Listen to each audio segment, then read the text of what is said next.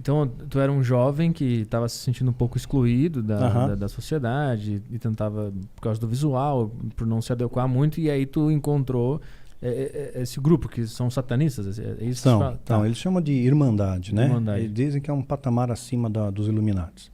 E aí tu entrou nessa e tu ficou quanto tempo lá dentro? 8 anos. E aí tu tem o momento da conversão ali, que eu acho que é o momento importante. Sim, eu ataquei esse homem, que foi, o nome dele verdadeiro é Luiz Augusto Zitti. Conheci a família dele depois, conheço o filho dele hoje. E, assim, o feitiço não funcionou como deveria, né? Então, ele sofreu um acidente de carro, né? Coincidência ou não, aconteceu logo após ter lançado o feitiço, mas é para ele ter morrido, ou causar um dano muito sério, que ele ficasse numa mesa, ficasse sem possibilidade de movimento, né?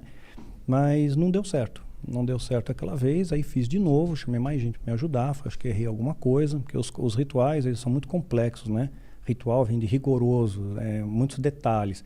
Falei, por esqueci algum detalhe e não funcionou. E aí fiz de novo com mais pessoas e tinha certeza que ia funcionar. E tinha marcado até um encontro com ele e, para minha surpresa, ele apareceu no encontro, né? Então, foi meio sinistro ali para mim. Pô, o cara tá aí, meu.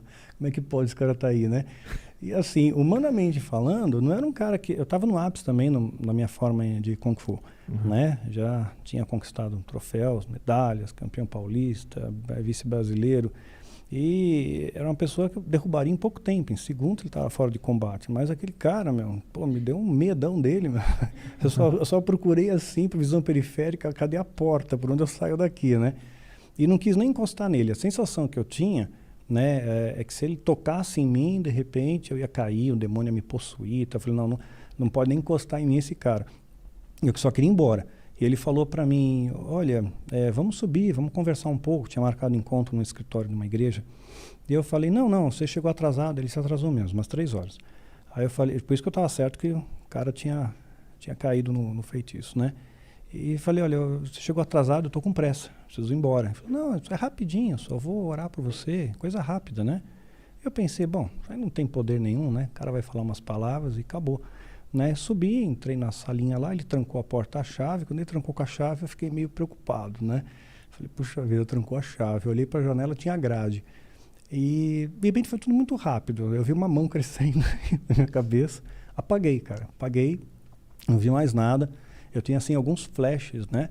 De eu estar acordando, assim, acordava e tudo meio revirado. A gravata dele estava na nuca, né?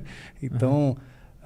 Tava meio machucado, minha roupa estava rasgada, uns arranhões no braço, tudo. Aí passou, ele falou para mim que uma entidade tinha me canalizado, que ele tinha expulsado aquele demônio e tal, conversamos um pouco.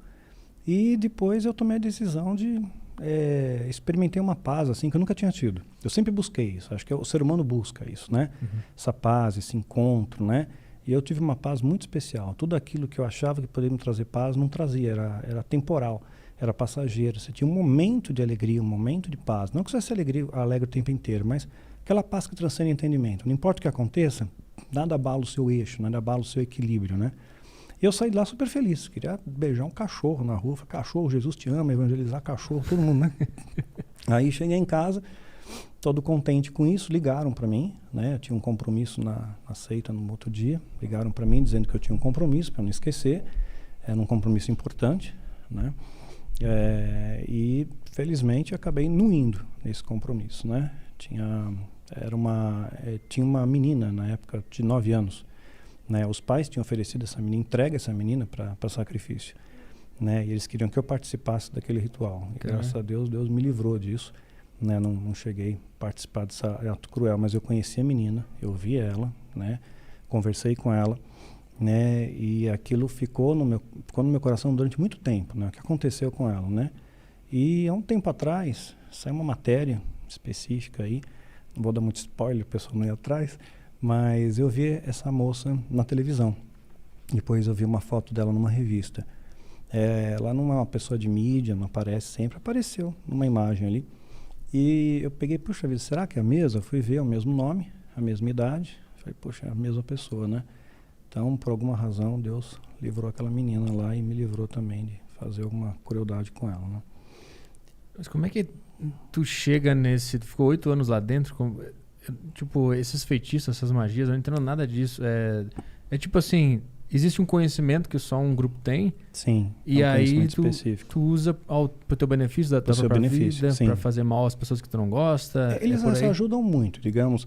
Tinha uma pessoa lá que era presidente de uma multinacional. Então ele vai pegar todos os que são tipo, do grupo da Irmandade, ele vai favorecer. Se ele está precisando de um diretor, ele vai chamar alguém do grupo. Então eles se favorecem entre eles. A maçonaria faz isso também.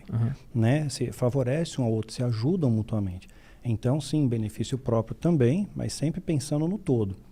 E esse conhecimento dessas magias também é passado lá dentro para prejudicar rivais, concorrentes. É isso que acontece lá. Sim, exato. Entendi. Não de rival de uma outra seita, né? Porque está todo mundo do lado do mal, então, da vida, sim, para conseguir galgar poder, status, prestígio. Mas aí depois você percebe que tudo isso é frívolo, né? Porque tudo isso acaba. Né? Você pode ter tudo, se não tem saúde, você não tem mais nada. Lá é uma coisa, é a busca do material que acontece, é só... Quer ver uma coisa curiosa? Quem entra para o satanismo hoje, ou antes, o que ele busca? Ele busca dinheiro, prestígio, status, né? Fama. É isso que ele quer vitrine, ele quer poder. O que as pessoas hoje vão buscar na igreja? Vai nas igrejas neopentecostais, vão lá porque eles querem a prosperidade. Nós vamos ter a campanha da pessoa ficar rico, vai ser próspero, você vai ser curado, você vai ser famoso, é a mesma coisa. Ou seja, a Bíblia diz que em um determinado momento, isso já está no Novo Testamento, na Nova Aliança, que os demônios, ou satanistas, né, ou pessoas voltadas para o mal, iam entrar na igreja, iam espalhar dentro da igreja, que deveria ser um celeiro de amor, iam espalhar dentro da igreja doutrina de demônio e doutrina humana.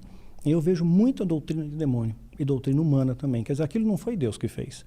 Não é Deus que estabeleceu aquilo, né? Foi o homem que criou aquilo. Né? Ou o demônio criou aquilo potencial. Então está levando as pessoas para o mesmo buraco. Quer dizer, o objetivo das pessoas, qual a diferença hoje de um satanista e de um que se diz cristão que vai numa igreja em busca da prosperidade? É a mesma coisa. Sabe? Você vê a crueldade, às vezes, que eu vejo dentro de igreja, maltratando, por exemplo, dizendo que vai para o inferno, um homossexual, por exemplo, ou alguém que tem tatuagem, ou que tem piercing, depreciam tanto. Se aquela pessoa não tem uma proteção emocional legal, aquela pessoa entra numa depressão e se mata. Né? Então, o diabo, às vezes, eu acho que ele está fazendo estágio. Em algumas igrejas ele faz estágio. Aprender como é que é uma maldade maior aí, porque essa aqui eu não conhecia. Abrir uma filial. Abrir uma filial.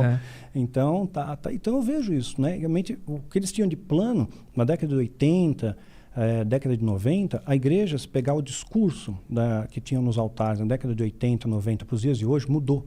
É completamente antagônico. Antes falava, vamos buscar uma vida de santidade, vamos buscar o amor, vamos estudar a Bíblia, né? Vamos nos ajudar. Hoje não. Hoje é prosperidade, é unção disso, é unção daquilo, unção do leão. Teve uma palhaçada de uma unção de leão numa cidade, no Paraná, né? Que os pastores receberam unção do leão. Isso é que eles fizeram. Demarcaram... Inventaram, é doutrina humana isso aí, né? Aí eles receberam a unção do leão. O que o leão faz? O leão, ele urina em pontos para marcar o seu território. Os pastores estavam urinando na cidade para marcar território. E isso aconteceu, é fato, não é brincadeira, né? Então a gente vê coisa... Aí teve isso aí é recente, acho que foi ano passado. Teve uma unção aí que derramaram a pessoa, que era unção de missionários. Missionários iam descende. Né? E eu falei em um vídeo sobre isso também. Aí o pessoal, no ato profético, que é um gesto que eles fazem, que eles estão profetizando que alguma coisa vai acontecer, eles tiraram o sapato, o tênis e arremessam para o altar. Joga o tênis lá e volta de meia para casa. E só para ele ter feito isso, ele chancelou que ele vai ser um missionário, que ele vai viajar pelo mundo pregar a palavra de Deus. Quer dizer, às vezes o cara não prega nem na sua casa. Teu casamento está destruído, teu irmão está lascado, teu vizinho está precisando, você não ajuda ninguém no seu redor e quer falar para o mundo. Quer dizer, então é coisa que leva nada a lugar algum. Então, hoje em dia, a igreja, o satanismo não se preocupa mais com a igreja. A igreja está contaminada. Década de 80 e 90, infiltraram sim. Entraram nas igrejas, espalharam essas doutrinas. Hoje, né, já está envenenado. Os grandes ministérios estão todos envenenados, sem margem de erro. Tem raras e honrosas exceções, que são os pequenos ministérios, igrejas menores, que ainda buscam viver e ensinar a verdade. Aí sim, é o que a gente chama na Bíblia de remanescente fiel.